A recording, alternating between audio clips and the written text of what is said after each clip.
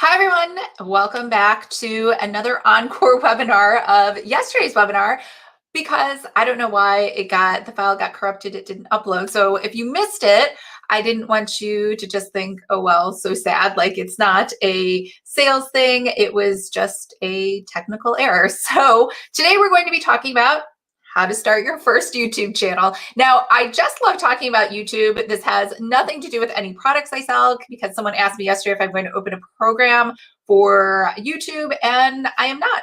I just really like talking about YouTube. And if you have been thinking about starting your own YouTube channel, I just wanted to give you some basic information to kind of get you up and going. So today was really meant to just kind of walk you through the basics of YouTube. And then next week, we'll actually go through, I'll show you my gear, my camera settings, the lighting. We'll talk about the software I use, how I edit. And also we'll go through and I'll show you how to set up your first YouTube channel, because sometimes I think there's like, especially for me, like there's a barrier to me, like even starting something, because like I get all this information and I'm like, wait, but what button do I push to like get a channel even started, right? So I will show you on the back end next week exactly what to do to start a channel.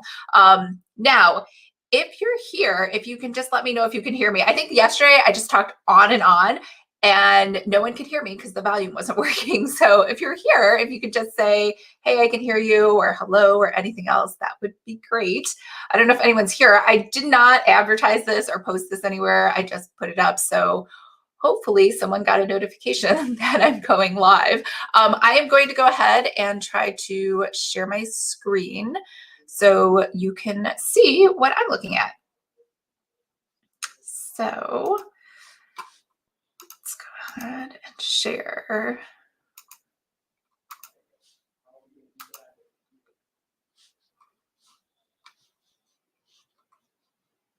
All right, so there was a workbook to go along with today. So if you look at the description below, I'm almost positive, did I put it in there? Yeah, I put it in there. There's a workbook for today, and then there's another workbook for next week on Tuesday for you to take some notes on. So this is obviously dated yesterday. Today is December 9th. Is that right? Yeah, today's Wednesday, December 9th. All right, so there's a little quiz at the beginning, because I think if you want to be on YouTube, you should kind of know who's who and a basic lay of the land, and you should actually watch it. It's just like when I write books. I read a lot of books in my same genre so that I know what other readers are reading and what people like or don't like, or new trends going on. So if you look inside there, there's a little quiz, because I used to give this as like a private webinar. It was just, who is PewDiePie? So anybody who's anyone in YouTube knows who PewDiePie is. He's this guy from Sweden, and he is super famous for just playing Minecraft, which is kind of like crazy to me, especially when I first got on YouTube. I was like, how is someone getting paid just to play video games? And that's what he is. So he makes anywhere from 100,000 to 1.4 million. It really depends on how many viewers are there and how the Google ad revenue works out.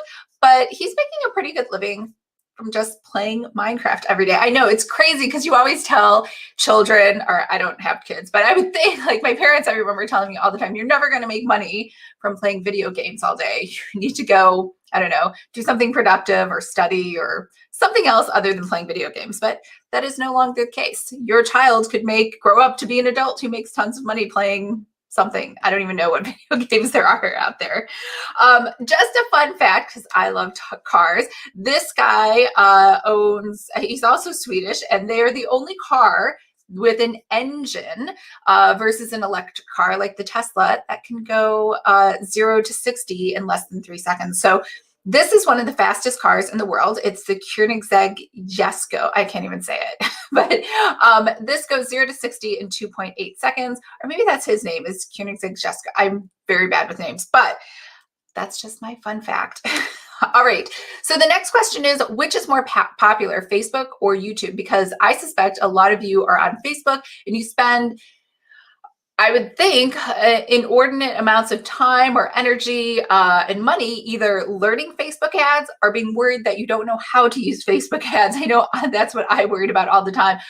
But you should feel comfortable knowing that YouTube is actually much more popular than Facebook. I know right here it looks like Facebook is on top, but the orange is what you really care about, which is active users. And so YouTube has more active users than Facebook does. There's a lot of differences too here on this list, but Facebook, the thing with videos is I think it is 100% total waste of time to post anything to Facebook, only because the algorithm is set up against you. And if you're not already popular, like kind of like how I was in high school, right? I wasn't really popular. I wasn't getting to the top of the stream. Not everyone was looking at all of my videos and posts.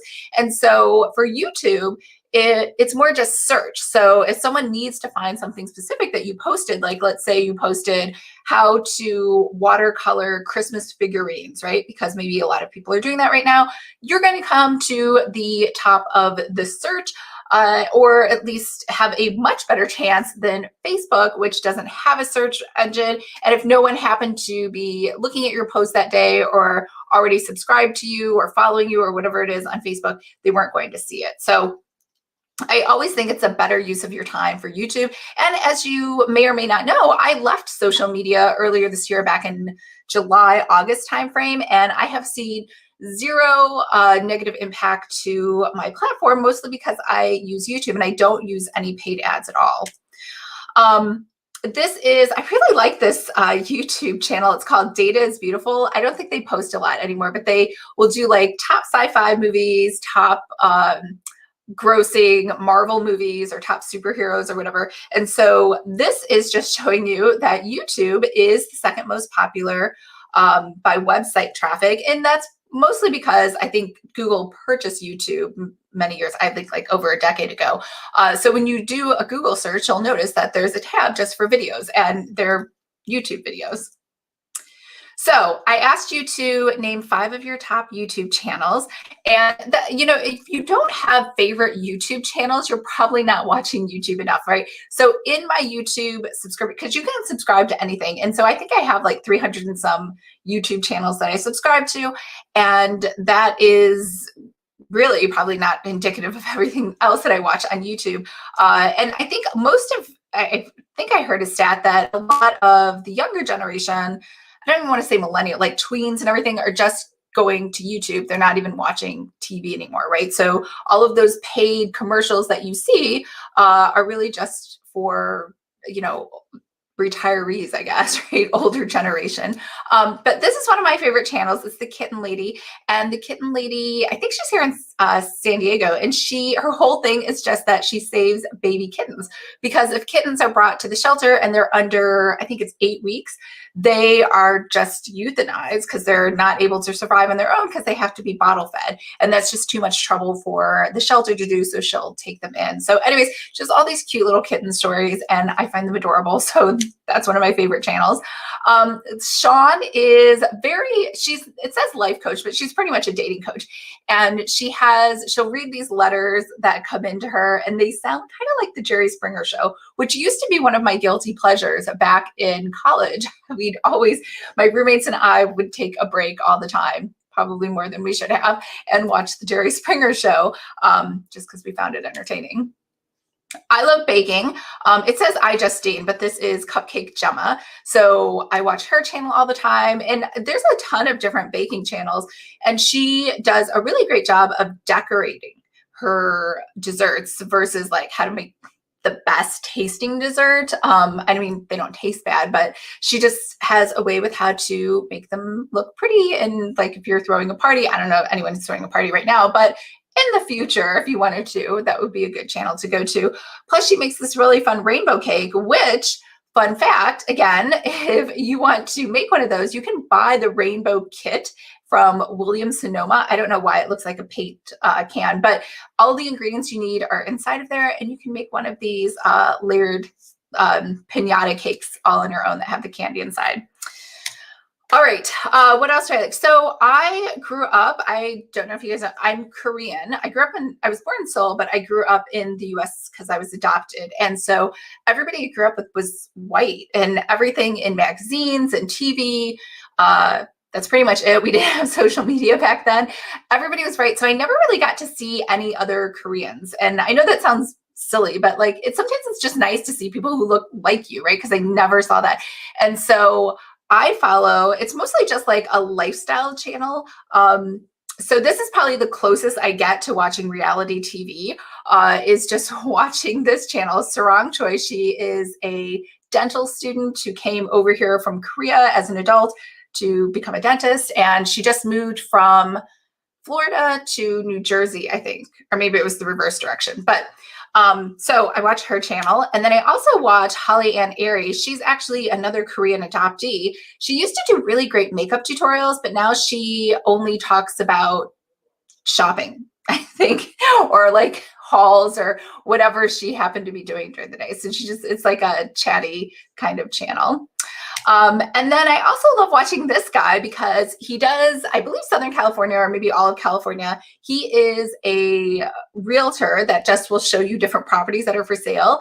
And also back in the 80s, I don't know if anyone is this old, but I used to love watching that show, Lifestyles of the Rich and Famous. Can't remember the host, but he would go around to all these different houses of celebrities and wealthy people, I guess businessmen, and then show you like their homes and everything else. So it kind of reminds me a little bit of that. So I know it's surprising. I actually do not like watching business channels at all. I can't stand them. Like when I go to YouTube, just like everybody else, I go to be entertained. So we will talk about that later, because if you notice, the things that I like watching are very similar probably to things that you will gravitate more towards. It's just like TV. So when you think about creating content, you're going to have to remember there are two reasons why people come to YouTube: to be entertained or to be educated. So when I say educated, I don't mean like online learning. I just mean, hey, how do I paint those Christmas figurines with watercolor? I just need someone to tell me really quick in 5 minutes. Or what's the best way to declutter? Maybe that's too vague. Or how do I don't know, how do I change the battery on my car, right? So there's a ton of car repair videos and channels, and these appeal to people who maybe just need to look for something one-off here or there.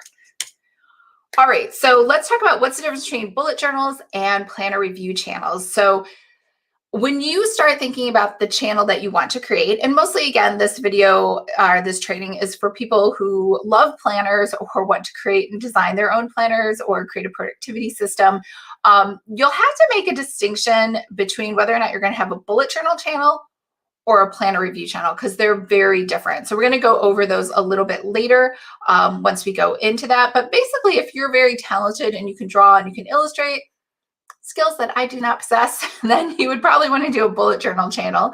And if you just like doing reviews of products, like the unboxings I do on Saturdays, which I do love doing, you might want to do more of a planner review channel.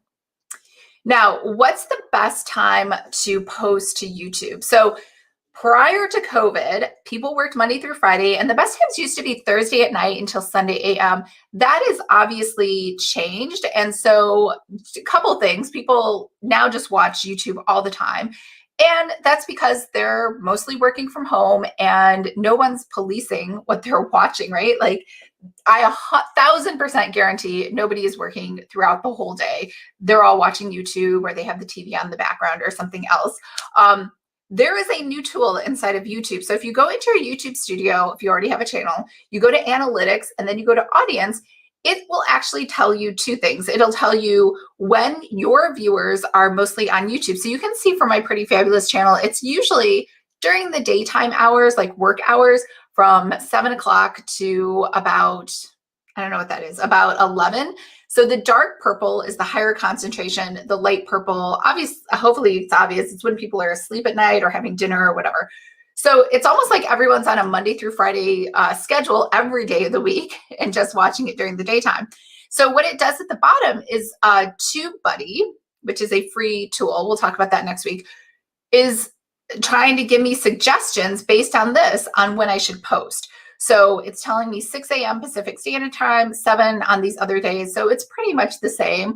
Now, I actually don't listen to that. I usually post at midnight my time because I have a lot of viewers in Europe, and I'll notice that I get some comments back. So I always wake up to views on my channel. So I'm assuming people do like to see videos at midnight. Now, this other channel, the Lisa Latte channel, this was my cozy mystery channel. So this channel has less subscribers. I think there's only like 10,000. And because of that, there's less data. And I think these numbers here, like when it's like all over the place. And I think the reason it's like just crazy town looking is because it's just doesn't have as much traffic flowing through it. Now you can see too at the bottom when it says recommendations, it says loading data. It's because it's so erratic, it can't even make a recommendation. So when you look at the two, just keep in mind that if your channel is just starting out and you don't have a steady base, and my channel's still not that big, I think it has 30,000 subscribers versus the other one that's smaller at 10,000, it's just not going to be enough data for you to really use this new beta tool. So if that's the case, just go with the old standard of posting during the day, and maybe making sure you post before 4 p.m. for the day. So the next question are, what are the 2 YouTube spaces in the US and how do you get access to them? Also, these buttons, just so you know, the silver button is is what YouTube will actually send you physically in the mail. Like it's like an actual picture when you hit 100,000. So my friend Jessica Stansbury just hit 100,000. I think I'm pretty sure she had a video on it on her social media. She has her picture of her hugging her silver medal, which, you know, as soon as you get, it's very exciting to get your silver button, and you'll see a lot of channels that just have it hanging in the background. The gold one is when you hit 1 million subscribers, you're going to get a gold button. I don't think they have any other buttons in between, so it's like a long journey from 100 to 1 million. But the 2 YouTube spaces, they actually have studios in LA, which are set up with tons of cameras and lights and fancy equipment and really pretty backgrounds and different stagings. Those are invite only. I do not know what they don't have like a specific criteria where they're like, you must have, you know, 1 million subscribers or, you know, be this kind of, you have a viral video. In the past, so they have a studio in LA and they have a studio in New York. So the studio in New York, right before I moved out of New York in 2014, they were inviting people in, just like anybody could come to like a party. If you could get on the invite list and knew somebody, and then you could use the studio if you like met someone there and were able to ask them. Right now, because of COVID, both studios are closed, but when they open again, if you live in those 2 areas, it could be a huge advantage to being able to film there just to get some different backgrounds for your videos. If you want to make money on YouTube, so when we talked about all the money that people are making, I was really talking about AdSense revenue. And that's advertising revenue, just like your blog, right? When people start talking about blogging and getting more traffic to their site, and you see all those pop-up ads, it's the same thing with YouTube. It's called Google AdSense. So to get in there, it's pretty it's straightforward and easy. You sign up for the partner program. It sounds like you have to apply. It's not a big deal. They just want you to accept their terms and conditions. That's it. That's that first green check mark you see.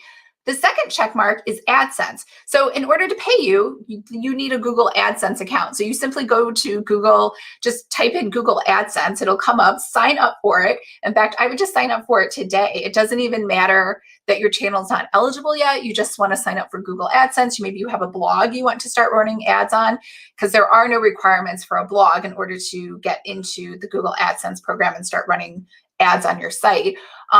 And then monetization preferences. So this just means, is every video going to be monetized?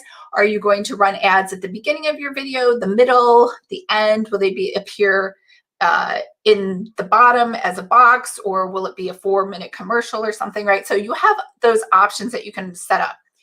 Then what happens, in the old days, once your channel was eligible, you would apply to the program. Or before, honestly, I think before 2017, I think anybody could have applied, even if you had like 10 subscribers and like no views. But they changed the program. So now, as of today, you need to have at least 1,000 subscribers and 4,000 hours of watch time. So the 4,000 hours of watch time is over the last 12 consecutive months. So if you're not posting videos, you're not going to hit that 4,000 hours. Or if you like get really excited and you're like, I'm going to post a ton of videos for 3 months, and then you kind of get burnt out and you take a break. Like I totally missed doing a video on Monday. Then what's going to happen is you are not going to make that 4,000 hours. And then you're going to have to start all over again, because it starts over. It's the last 12 rolling months. So if you want to be monetized, you should be very consistent and maybe only take a couple breaks until you get that you're eligible for monetization. The review time is pretty quick. I think it took like 3 weeks, so it doesn't take very long at all. Now, once you get monetized, you'll see this screen on monetization. So there's 3 ways to monetize: the video advertising, which is what I was just talking about, the Google AdSense, those ads that run at the bottom of the video, or those commercials before. Or you can do merchandise. I'm pretty sure you can only use Teespring, but I think there's others. But what happens is at the bottom of each of your videos, before you see the description, you'll see actual product images that you can purchase that go with that channel. I'll show you, I think Evan Katz has one. So I'll show you that when we flip to start looking at different channels. Over here is supers. So supers are super fans. So sometimes during chats, this doesn't happen to me.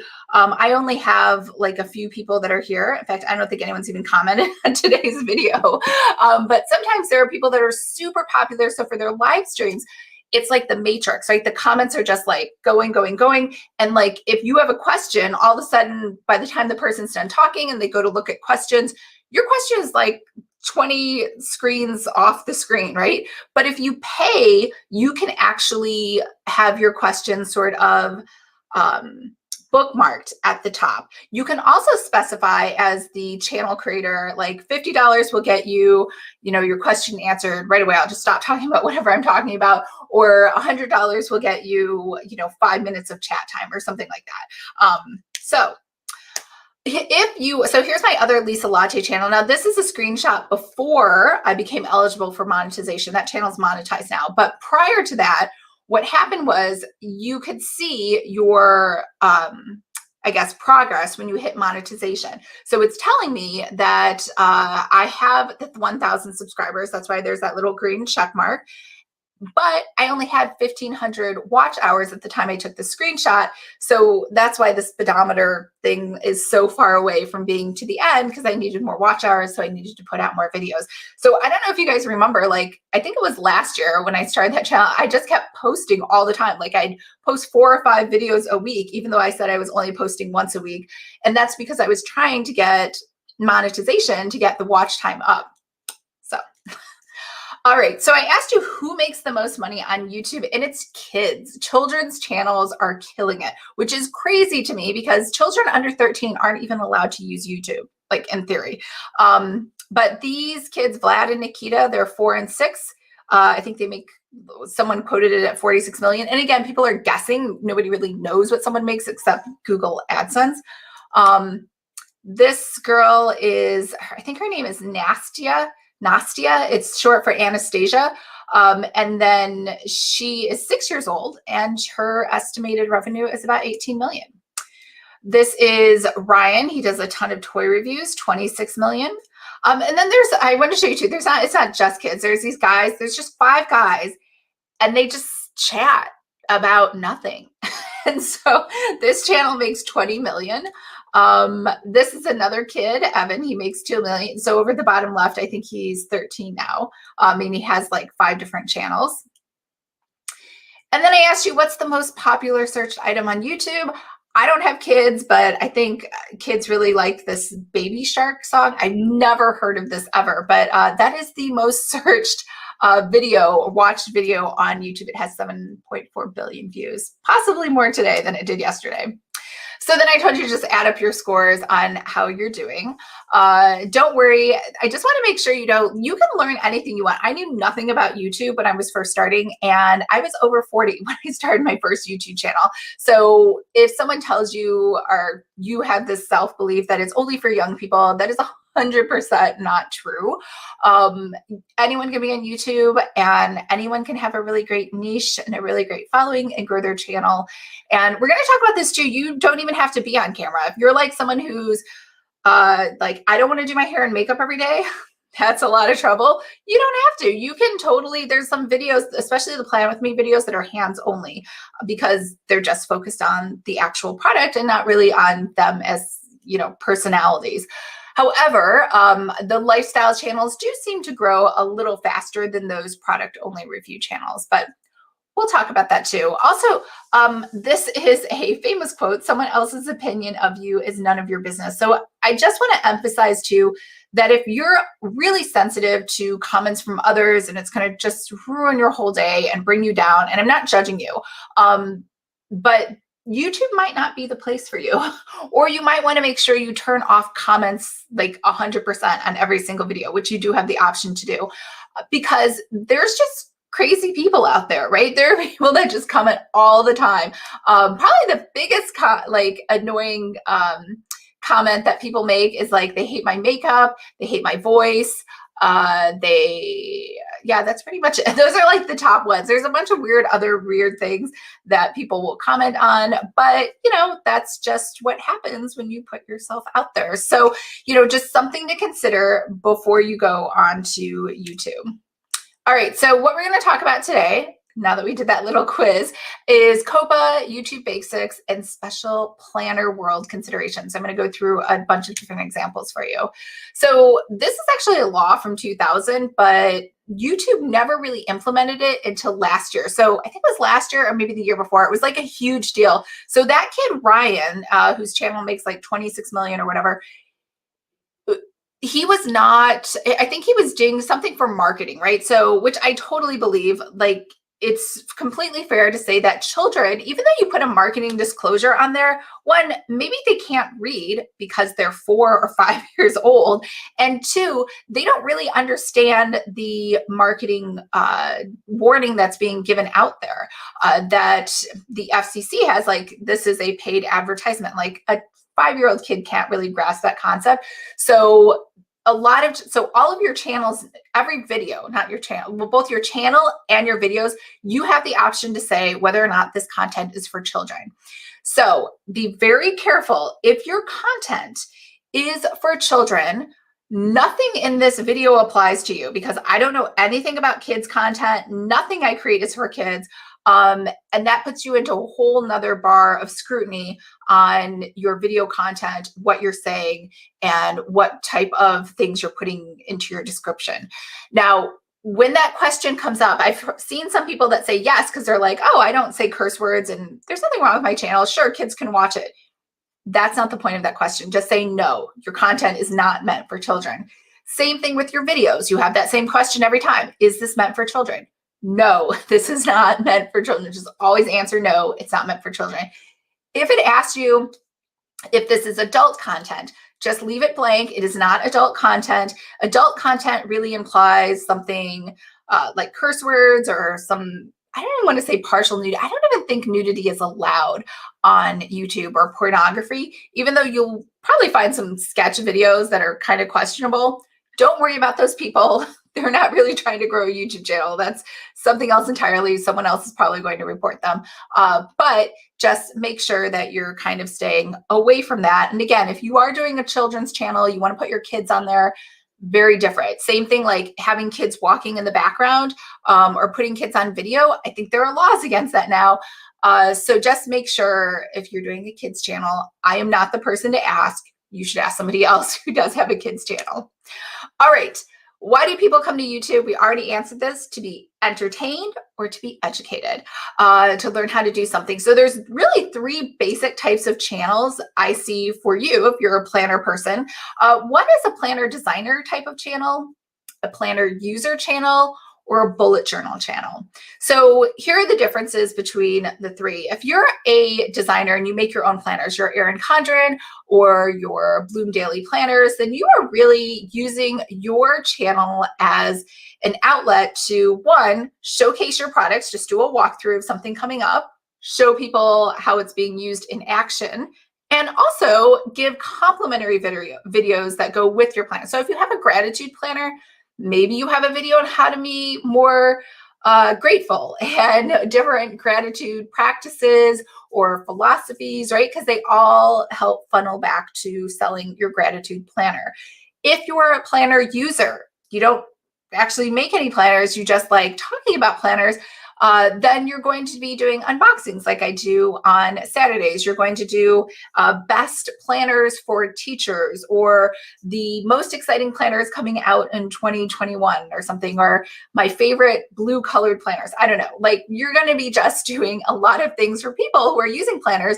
Or you might say, what are the best stickers to put into this planner? Or I can't even think. So usually planner users are lifestyle channels advertised to other moms. Not all the time, but I've seen that those actually do very well and sort of complement each other. So if you're a mom and you would love to talk about productivity, efficiency, like they do grocery store hauls, like this is like something very exciting that other people want to watch, along with seeing your review on different planners and organization.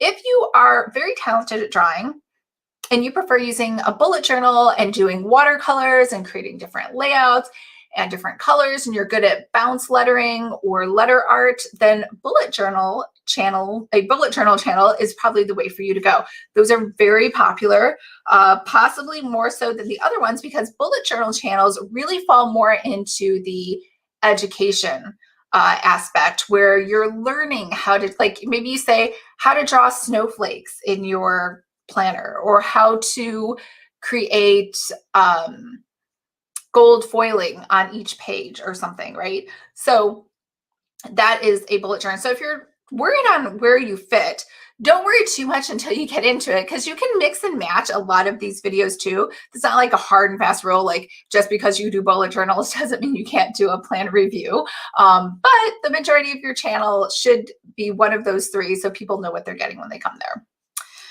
All three of them, just so you know, do plan with me videos or product reviews, whether it's their own because it's a showcase or of somebody else's. So let's go ahead and just look at some examples, and let me see if I can share this here.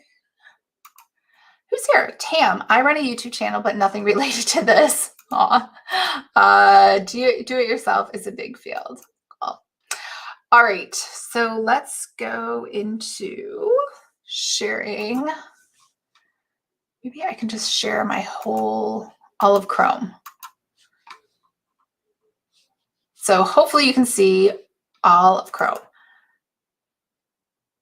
So over here, let's go through first planner designers. Erin Condren designs planners. And so over here, you'll see that she actually has a lot of subscribers, but usually with your channel, if you are someone, oh, it's doing it again. Can you see the Erin Condren thing? Hold on. Let's share, let's try this again. Application window, Chrome. Okay, trying it again. Hopefully you can see the Erin Condren channel. Yes, no, maybe. Okay, so here we go. So this channel is mainly just showcasing, I just did a video on this holiday gift guide, right? Best planners of 2021. I know what you're thinking. Are they going to do all best? They're just doing their own products. They're not showing you any other company's products. This is their new Hello Kitty collection, back to school, how to organize stuff. Again, it's just all of their own products. And then you have Erin herself in a lot of videos. Let's talk about planner binders with Erin. So she does a lot of stuff, obviously, because it's her personal company. Over here, Cultivate What Matters. Now they have less subscribers, but again, it doesn't matter. Your goal when you have planner product isn't really to have a channel with a lot of subscribers. It's just to have videos that are there to help support people that want to check out your products more in depth and also learn how to use them. So PowerSheets probably is the best example. Here's Laura. She's the face behind PowerSheets, and she's showing you how to use it, how to set your goals. I think she calls it Prep Week. Yeah, Prep Gold Coaching. She has other people that she's posted using the actual planners. And then I don't know if there's many other videos. Yeah, so here's different ones just showcasing their tools, and someone else on her staff just showing their sale. So Bloom Daily Planners does an excellent job as well. So they do walkthroughs of their different products. I think these are different people on their staff. Here's the pregnancy journal. Here's the to-do rustic blooms. Again, just showcasing only their own products. And then over here, so this is something a little odd. So you want to be careful if you are going to use your own name. So all of these companies have people, like actual personalities behind them. There are certain companies like the Evo planners that have no name. You have no idea who's running that. But this is, I would say, a really bad use of a YouTube channel, only because I know people say to repurpose your content. These videos are not meant to be on YouTube. They're Instagram stories or they're Instagram TV, and they're formatted incorrectly. So they're verticals. I know YouTube came out with YouTube Shorts recently, but I honestly just think those are a waste of time.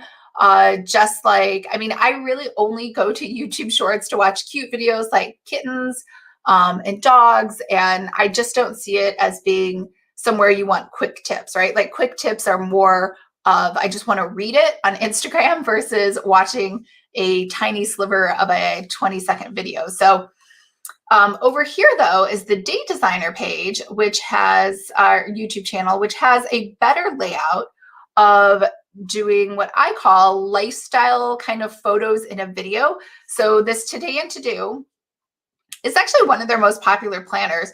And what they've done is you can see the layout, like tea has nothing to do with this planner, right? But it kind of looks like a really pretty flat lay photo. So I think she did a really good job with this particular video.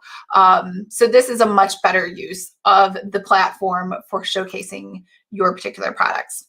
So let's move over to planner users. So one of my favorite users is Lakin. So it's just called Plan with Lakin. You could just make your channel name something super simple like that, like Plan with Lisa. And she just has Plan With Me videos. She does a lot of product reviews, but it's very obvious Erin Condren is her favorite. She's actually one of the Erin Condren early users, I think they're called. So Erin Condren will send out their products ahead of time to different YouTubers or bloggers or influencers so that they can post it ahead of time. And she happens to be one of them. Amanda Rachel Lee is someone who does bullet journaling. Now, her channel is probably the most popular of everyone we're going to look at today. She has almost 2 million subscribers.